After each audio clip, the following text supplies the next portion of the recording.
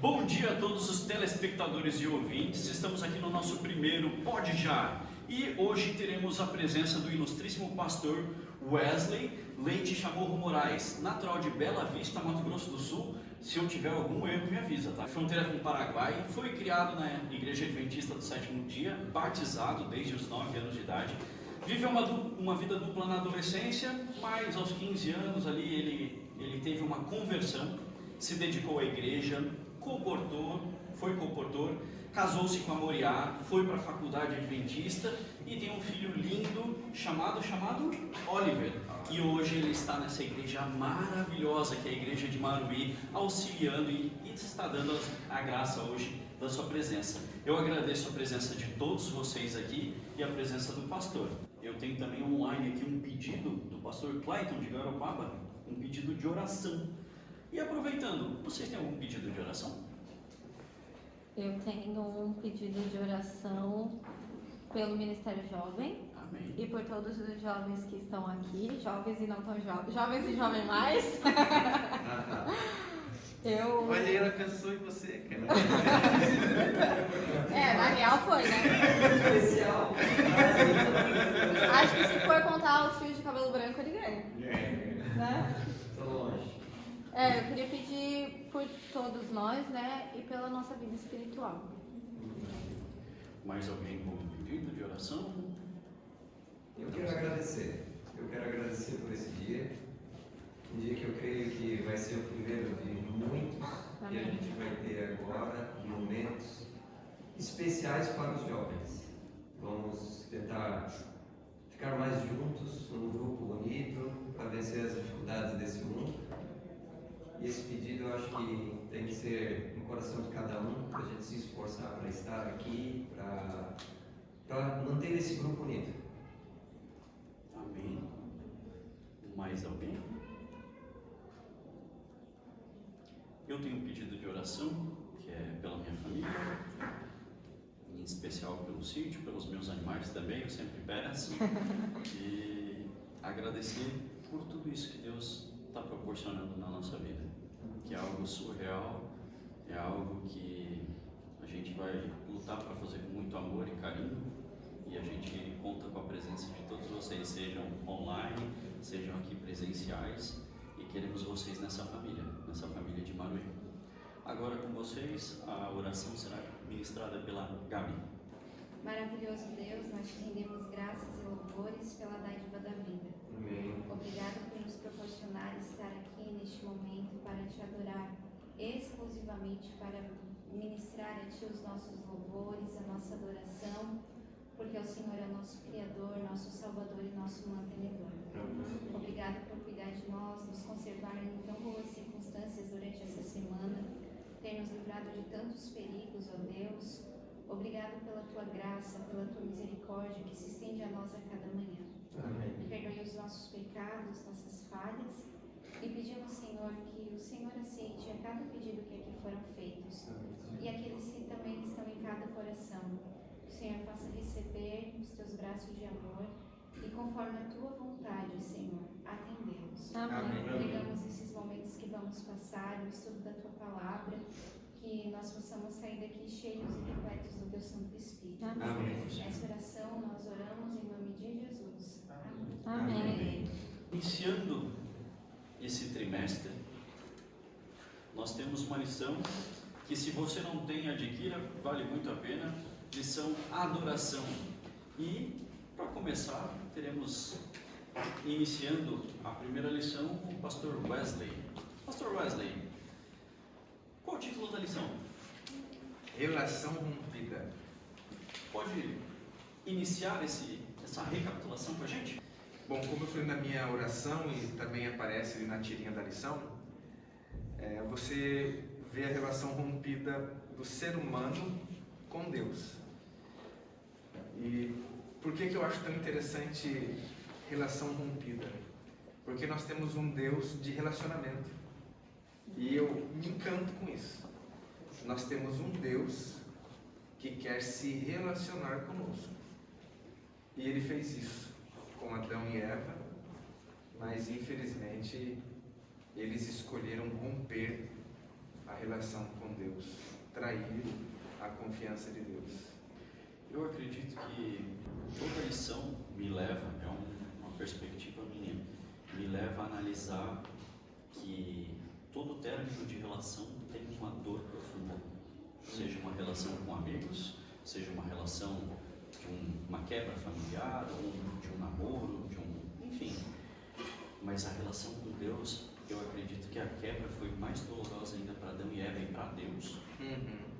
Porque eu imagino a cena de ver a primeira folha caindo, a primeira morte, a primeira dor.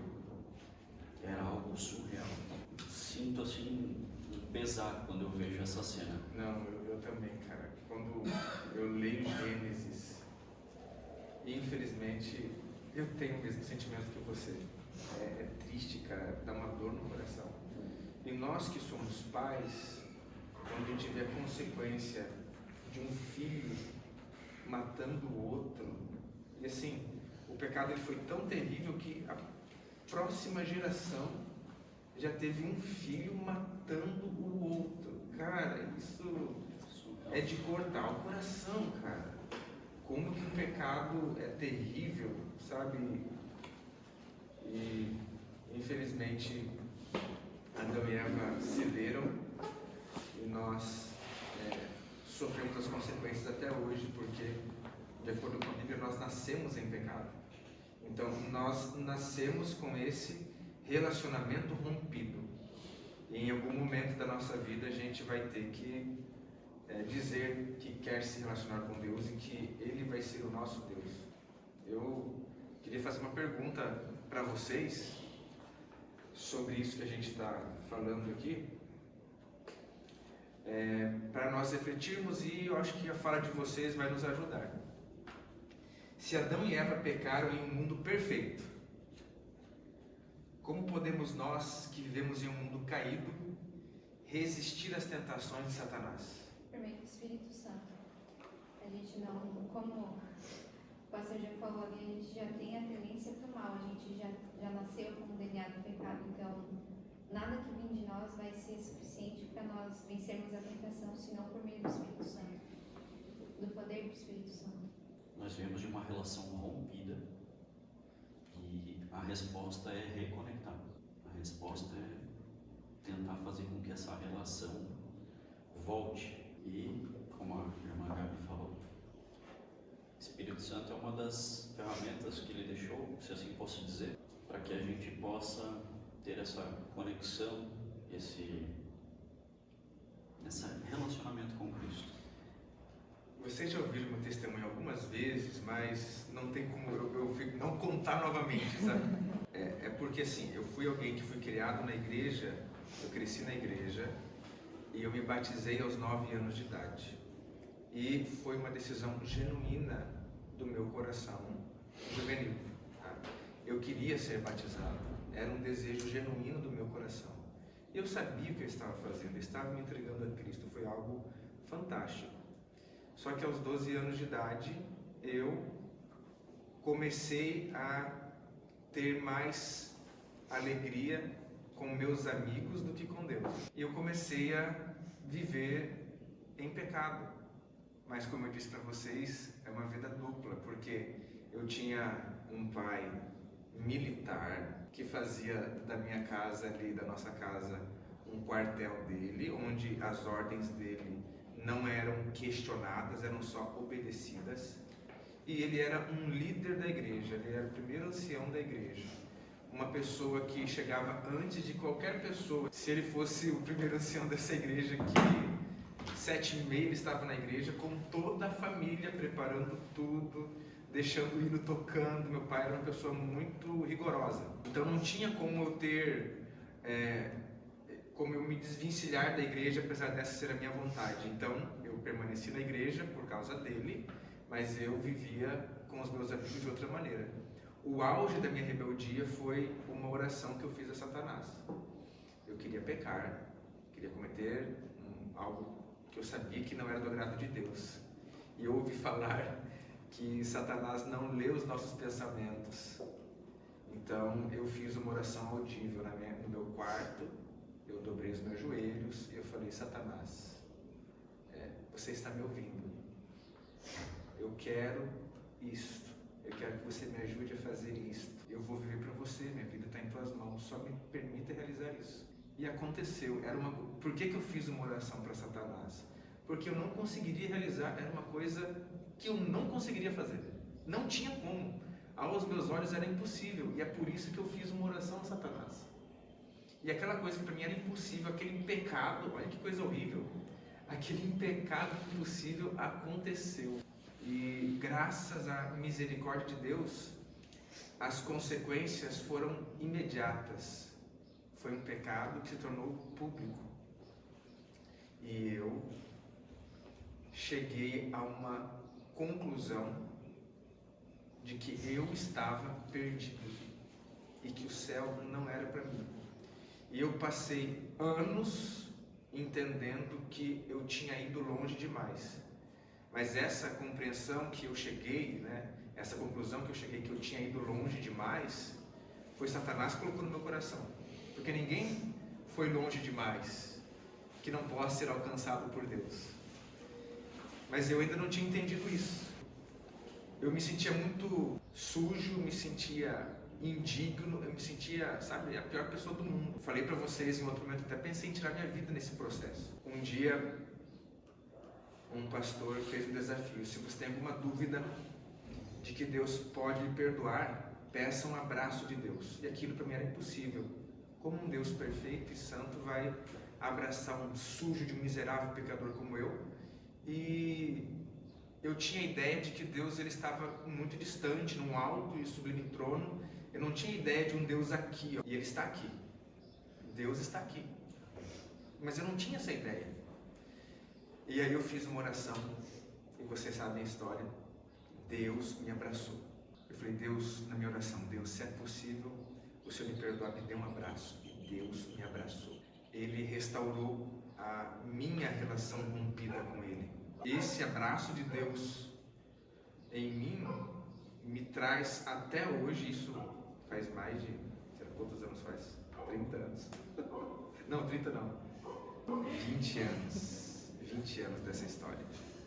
E esse abraço que Deus me deu há 20 anos, até hoje me dá convicção de que a graça dele é maior que o meu pecado e sempre vai ser maior do que o meu pecado. A minha relação com ele foi restabelecida.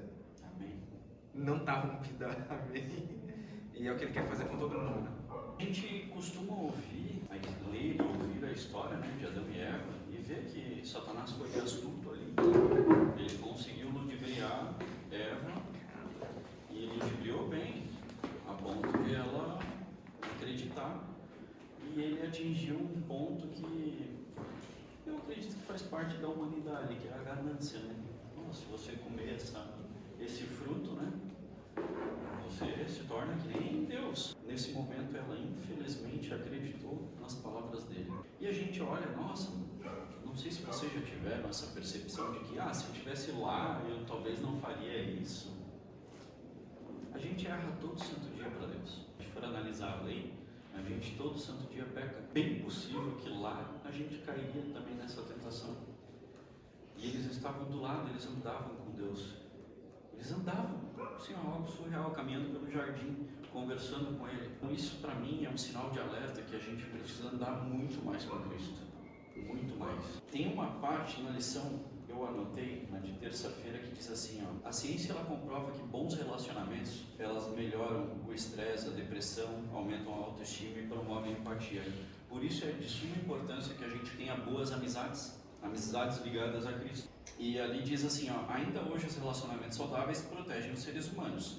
Aí vou pular um pouquinho e vou dizer assim, se bons relacionamentos com os outros seres humanos podem fazer isso por nós, imagine os efeitos da comunhão diária com Deus em um mundo perfeito. Se ter amigos melhora o estresse, melhora a autoestima, melhora vários aspectos, imagine Deus. O senhor acredita que isso é um sinal de que a gente realmente precisa se esforçar mais para ter essa comunhão diária?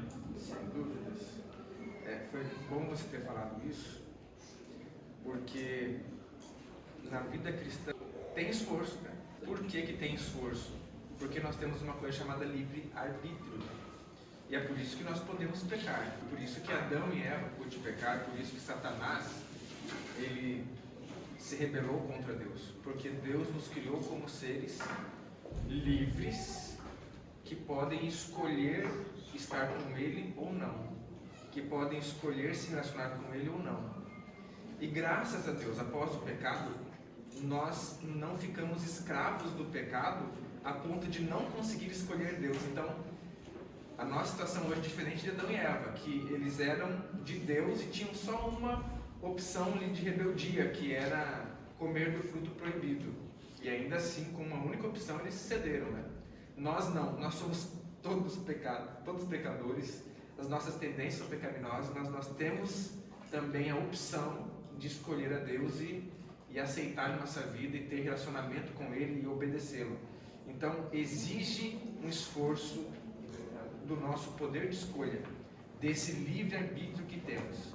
Nós precisamos exercitá-lo. Ele é fraco, ele é frágil para escolher o certo, mas eu tenho que exercitar ele. E a melhor forma de exercitar o meu poder de escolha é fazer da primeira escolha do meu dia a mais certa possível. Então, se a primeira escolha do meu dia é colocar Deus em primeiro lugar, é orar, é estudar a palavra dele, é ter comunhão com ele, é louvá-lo, vai ser mais fácil no restante do dia eu continuar escolhendo ele. Não quer dizer que isso é uma garantia de que eu sempre vá escolhê-lo no dia, mas vai me ajudar. Se eu não começo meu dia com Deus, não priorizo ele em minha vida, não é a minha primeira decisão do dia, vai ser muito mais fácil eu ir escolhendo ele em um segundo, em um terceiro, quarto plano no meu dia. E quando vier uma tentação, eu vou ceder. E a pessoa que fica, por exemplo, um mês sem ter comunhão com Deus, um mês sem priorizar Deus, ela já está muito distante dessa fidelidade a Deus. Então, se alguém quiser fazer uma mudança na sua vida, o que ela precisa fazer a partir de agora é fazer de Cristo a primeira escolha do dia e da melhor maneira possível, com tempo de qualidade para isso, não um momento de comunhão apressado, mas com tempo para você se render a esse Deus e ter a segurança de que Ele estará com você. Perfeito. Rafael? Essa semana eu achei engraçado algo parecido com isso, mas aqui no nosso âmbito aqui de classe de jovens, né? Que foi o seguinte, eu me encontrei aqui com o Eduardo Douglas, né? Que agora eu sei o nome dele, Douglas. E eu disse assim, eu fiz academia. Ele disse, não parece. Eu fiz academia lá no... Como é que é o nome dele? Joel. No Joel. Ele assim, fez academia lá? Eu assim, fiz. Daí ele assim, não me lembro de ti. Eu assim, eu te via lá. Mas eu te achava assim meio... Não falei antipático, mas era isso que eu achava meio antipático, assim, eu não falava contigo. Eu também não fiz. Mas o Wesley é carimba toda. Daí por que eu dei esse exemplo? Porque como eu não o conhecia, não sabia o nome, mas eu sou ruim para nome, esquecia, eu não falava com ele, não sabia como é que ele era. Enfim, encontrava uma vez que outra na academia, passava e fazia aquele cumprimento de roça, né? Esse era o meu relacionamento com o Douglas, que mal eu lembrava o nome. Ele nem sabe o meu nome até hoje, porque ele escreve com PH ainda. É verdade. Não é PH. O que demonstra isso? O relacionamento faz com que a gente comece a ter o quê? Intimidade. Intimidade faz crescer a amizade. E a amizade é parceria. Essa é a minha visão. Então, esse é o processo que, se a gente ficar um mês, se eu ficasse encontrando o Douglas uma vez por semana, esbarrando numa academia, qual é o relacionamento que eu ia ter com ele? Zero. De vez em quando eu ia lembrar, Douglas, é o Douglas. Entendeu? Então, essa experiência que a gente tem com o próprio ser humano, que a gente quer ter uma amizade, vamos colocar assim, o que a gente tem que fazer? Buscar, procurar, conversar, entender, estar próximo. Se a gente não fizer isso, a relação ela nem é criada para ser rompida. Nós temos que ter essa aproximação. Então, assim, na parte ali de segunda-feira fala assim, a estratégia de Satanás para quebrar a lealdade de Adão e Eva a Deus era aparentemente simples, mas incrivelmente eficaz. Então, Satanás ele não vai criar um plano todo elaborado para nos afastar e romper a nossa relação com Deus. Nas coisas simples do nosso dia a dia, ele pode nos desviar o nosso pensamento da palavra de Deus e dos caminhos do Senhor. Por isso que a gente tem que estar atento a isso. Porque ele não vai chegar diante de ti e dizer assim, prazer, eu sou Satanás e estou te apresentando a tentação para te pecar. Não, ele vai usar um plano eficaz, simples, para romper essa relação que a gente tem com Deus. O maior motivo de muitas vezes a gente pecar é não consultarmos Deus em nossas escolhas diárias. A gente corre um grave risco, né, um sério risco de pecarmos contra Deus e de romper essa relação que a gente tem com Ele. Então, basicamente, o que eu quero dizer é, nós temos que ouvir a voz de Deus, consultar a Deus nas nossas decisões diárias e ficar atento. Porque Satanás, ele é muito estratégico e ele não precisa de coisas grandiosas para nos seduzir. Porque a gente já tem essa tendência, a gente já é inclinado para o mal, então ele não vai precisar de muita coisa. E a gente tem que, então, ter olhos espirituais para as nossas decisões diárias, consultar o Senhor, buscar saber orientação, buscar a orientação divina para tomar as nossas decisões, para que assim a gente mantenha a nossa relação, né, com Deus, uma relação saudável. O que eu queria falar sobre as estratégias de Satanás é que ele usa um disfarce atraente sem revelar a verdadeira natureza. Então, a tentação é algo atraente, é algo que a gente tem prazer, é algo que a gente gosta e a gente vai usar, vai criar justificativas na mente para dizer que devemos fazer, que não é tão errado na verdade, que não faz tão mal assim, que eu posso ir até aqui, ó, na beirinha do precipício, eu só não caí, entendeu? É muito perigoso a gente fazer concessões, porque cada concessão que a gente faz vai levando a gente para mais perto do precipício de fato e cairmos em pecado. E tem pecados que nós cometemos que ninguém fica sabendo, e esses são os piores. Um pecado que ninguém fica sabendo é o pior, porque você fica tranquilo, porque ninguém vai julgá-lo, e aí você não abandona o pecado. O pecado que é público, ele é uma bênção para nós, porque a gente se envergonha sabendo que outras pessoas sabem do mau comportamento que tivemos e a gente busca corrigir, a gente busca mudar. A tentação sempre vai ser algo atraente, é um disfarce da verdadeira natureza de Satanás. E o que Satanás quer de verdade? A minha e a tua morte. Morte espiritual em primeiro lugar, porque se ele mata a nossa vida espiritual, se ele mata a nossa comunhão com Deus, ele atingiu o objetivo dele. Eu vou agora ligar para um especialista e eu vou fazer uma perguntinha para ele e vocês vão ouvir essa resposta. Bom dia, irmão Marcelo, tudo bem? Então, como identificar uma tentação de Satanás? Como identificar? A gente sabe que, em primeiro lugar, pela palavra de Deus, né? A gente tem que estar ligado à palavra de Deus para saber identificar as ciladas de Satanás. Outro ponto importante que eu acho também, a pessoa tem que estar atento a... Porque, por exemplo, para mim, tentação não é um pecado. O pecado é tu ceder à tentação. Por exemplo, assim, ó, um exemplo. Tu olhou para uma... Nós somos homens assim, uma mulher, por exemplo, bonita, para tua frente, tu olhou para ela.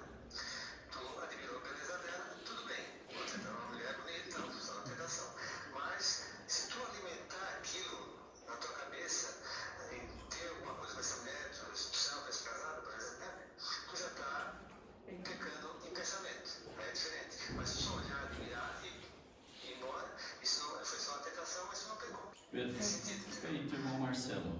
Muito obrigado pela sua colaboração. Você foi de muita valia para a nossa classe da Escola Sabatina e espero recebê-lo aqui em Maruí mais vezes. Um ótimo dia para o senhor. Com certeza. Valeu, tchau, tchau. Para vocês. Um abraço. Deus. Eu queria fazer uma pergunta para ele de novo. Ah, eu já queria até comentar, inclusive, também, meu Deus. Vocês me perdoem, na próxima vocês me piscam, me beliscam. Não, eu digo depois Mas da pode fazer ligação. pra esse Depois da ligação, tipo, acaba fazendo... É pro grupo. É pro grupo. Então, É. Porque Deus não impediu que Satanás enganasse Eva. Ele está falando de tentação aqui, de ceder à tentação. Porque Deus não impediu que Satanás enganasse Eva. Pastor, eu vou dizer para o senhor que era minha vontade. De verdade, de verdade. Era a tua vontade o quê? Era de Deus ter impedido, era. sim. Era minha vontade que Deus tivesse impedido. Porque a gente sabe que tanto mal que. Porque nós estamos no fim da história. Amém. E a gente sabe todo o mal que ocorreu por causa de uma decisão. E que acontece até hoje. Que acontece, claro. Então eu tinha, claro que não é certo. Por que não é certo? Porque daí tu tira a única coisa que Deus não interfere, que é a tua livre escolha. Deus, se tivesse tirado, impedido Eva, dissesse, ops, sobe o muro aí, subiu o muro, tapou Eva, a serpente para lá, puf, sobe a serpente. Satanás diria que Deus é injusto. É injusto, porque ele interfere quando. O que que eu... Os anjos também estão. É isso que também não é só Satanás, mas tipo... Daí os anjos Os planetas não caíram. Satanás tem razão, porque eles não deram tiro. Então, Deus, eu ia até comentar um pouquinho com ele antes, Deus não nos tira a escolha. Nós escolhemos para o bem, nós escolhemos para o mal. Por isso que, ao final, Deus vai dizer assim, filho, filhinho, eu te chamei várias vezes, você escolheu ir para outro caminho. Então, quando nós... Porque o escolher para o bem é a nossa escolha, escolher para o mal é a nossa escolha. Eu acho que Deus, ele não impediu Eva de cometer esse ato, porque hoje ele não me impede de eu fazer as minhas escolhas, independente para onde ela ir. O que ele faz? Ele diz, o caminho é esse, sigam. Ele mostra o caminho, né? A direção que deve ser seguida. Não, é que é muito sobre a ligação, porque eu acho que faz muito sentido essa questão de tu se demorar na tentação, entendeu? A tentação, ela vem e aí tu se demora naquilo, tu fica conversando com a serpente, sabe? Tu fica dialogando, tu fica... Verdade. E aqui a lição ela traz que primeiro Satanás plantou uma semente de dúvida na cabeça de Eva. E realmente foi isso que aconteceu. E quantas vezes isso não acontece com a gente? Tipo assim, vem a tentação, chegou a tentação. E aí tu pensa, cara, será que isso é muito errado mesmo? Será que será que isso não é só uma coisa da igreja? Tipo, Ou da minha cabeça. ou da minha cabeça, talvez se eu fizer não vai ser tão ruim assim, não vai ter tanta consequência. E no fim Deus nem está preocupado com isso, Deus está preocupado com as pessoas que matam, sabe? Tem muita gente que fala isso, tipo, cara, Deus tem coisa melhor para se preocupar. Eu já ouvi isso muitas vezes. Aí a gente acaba se demorando no pecado e pensando, e Satanás planta sementes de dúvida. E aí, aqui também fala que Satanás ele apelou para a imaginação de Eva. E eu achei isso muito interessante, porque Satanás ele também apela para nossa imaginação. Tipo, cara, pensa, olha, imagina se isso acontecesse. Imagina se tu for em tal lugar, vai ser muito legal. Imagina se tu fizer tal coisa, cara, olha que sensação massa, tipo, vai ser legal, sabe? Aquilo que o Marcelo, aquilo que eu já ia falando, aquilo que o pai falou. É muito... Era teu pai. Não, para. No teu vídeo, pô. Eu achei muito... Ele trouxe um exemplo, assim, de mulher, né? Mas é claro, existem vários exemplos, mas só usando ainda... O Marcelo que era teu pai? É. Olha aí, cara. Ainda usando o exemplo, é aquilo, né? Tu fica pensando, tipo, cara, e se... namorando aquela ideia. E se... Pô, que mulher bonita, cara. Bah, seria muito legal estar com ela. E se ninguém souber? E se ninguém... É claro que eu acho que, É tipo... que a gente quer gostar do pecado, mas não faz consequências. E A tipo... gente acha legal, tipo, legal, é gostoso sentir isso, eu quero isso, mas na hora da consequência a gente não. Tipo assim, cara, nossa, minha vida seria tão legal se eu fizesse isso. Eu acho que a maioria só aprende com a dor, viu? Eu acho. Depois que colhe as consequências da escolha, sofre, né? Depois que sofre as consequências da escolha. Eu já sofri as consequências. É um processo, pastor. É um processo. A idade, eu sou o mais velho aqui. A idade vem trazendo a experiência e a sabedoria. Quanto mais novo, menos tempo de experiência, mais atitudes inconsequentes. Quanto mais velho você vai ficando, as pessoas dizem, os velhos vão ficando chatos, eles vão ficando menos inconsequentes. É uma diminuição da inconsequência, entendeu? Então eu vejo que quando o tempo passa, a gente vai tendo essa experiência, vai dizendo assim, não, segura aqui, vai ali, enfim, entendeu? Mas assim, eu entendo isso que tu tá falando, mas eu já cheguei a pensar, a ter pensamentos assim, cara, eu sou jovem. As coisas têm que ser mais leves, tipo assim, não leves, mas no sentido assim, cara, eu sou jovem, por que eu tenho que seguir isso? Tipo, arrisca, sabe? Pô, eu não vou viver, exato. Tipo, cara, eu tenho tanta vida pra viver, eu sou jovem, eu tenho que aproveitar. Eu já pensei isso. Mas já mudou, Já pensei, claro, com certeza. Eu já cheguei a pensar isso. Não é isso que a palavra de Deus traz pra gente, sabe? Pelo contrário, a palavra de Deus diz que quanto mais antes a gente se entregar a nossa vida pra Deus, melhor. Por quê? Porque aí eu vou olhar pra trás e aí eu vou pensar, cara, minha vida valeu a pena. Eu tenho esse sentimento. Por quê? Pela misericórdia de Deus, eu quebrei a minha cara com 13 anos de idade. Eu não fiz coisas que trariam consequências mais graves. Com 15 anos, eu já estava um gurizinho convertido já, com 15, 16 anos. Tanto que com 17 anos eu já era ancião de igreja. Ou 16, 17 anos eu era ancião jovem de igreja e eu passei para teologia com 17 anos de idade, primeira vez. Depois fui comportar e desde então tenho dedicado toda a minha energia, toda a minha fidelidade, toda a minha vitalidade para Deus até a minha morte, até a volta dele. E eu sou extremamente realizado, extremamente feliz com isso. Mas eu sei, e eu como pastor, você pode imaginar, já encontrei várias pessoas que foram ter essa experiência que eu tive com 13, 14 anos, com 25 anos de idade, com 30 anos de idade. Levou mais tempo para a pessoa ter assim, um choque de realidade. Eu sei que a experiência traz maturidade, mas nem sempre traz maturidade espiritual. Então tem gente que demora para se ligar com Deus assim, entender que ele precisa ser tudo na vida. Mas eu sou grato a Deus por ter caído gravemente quando eu era um adolescente ainda, a ponto de eu conseguir usar a minha juventude para Deus. Hoje eu não sou um jovem mais para a igreja, hoje eu sou um adulto, não apenas para a igreja, mas para o mundo, né? E eu sou extremamente grato de ter usado a minha juventude e agora estou usando essa parte da minha vida de adulto para Deus. Isso só tem benefícios, na verdade, para a vida cristã, você se dedicar a Deus, né? Pastor, posso falar de novo? Claro. Até eu lembrei desse texto bíblico, que era o que eu estava falando, mas eu não lembrava de como que ele era direito, e eu vou ler. Lembre-se do Senhor enquanto você ainda é jovem, antes que venham os dias maus e cheguem os anos em que você dirá, não tenho mais prazer na vida. E eu vejo muito isso como, cara, por que tipo, eu olharia pra trás e pensaria, tipo, quando eu envelhecer, né? Olharia pra trás e pensaria, não tenho mais prazer na vida. Eu entendo que isso por causa das consequências. Porque, tipo, cara, esse é o momento que a gente tá fazendo as escolhas mais importantes da nossa vida. A gente vai escolher com quem que a gente vai casar. A gente vai escolher a nossa profissão. Todas as decisões que a gente tá tomando agora são as mais importantes. E são decisões que vão ter consequências pro resto da nossa vida inteira, sabe? Então, tipo, cara, se tu, no momento, enquanto tu é jovem, tu quer aproveitar, não quero saber de Deus, deixa Deus pra lá, não quero ter meu relacionamento com Deus, não quero ouvir a opinião de Deus, deixa que eu sento na cadeira da decisão e eu tomo a decisão. Cara, tu vai tomar a decisão errada. E aí, quando tu chegar lá na frente, tu vai olhar, meu Deus, por que eu tomei essa decisão? Porque não foi uma escolha que foi direcionada por Deus, gente.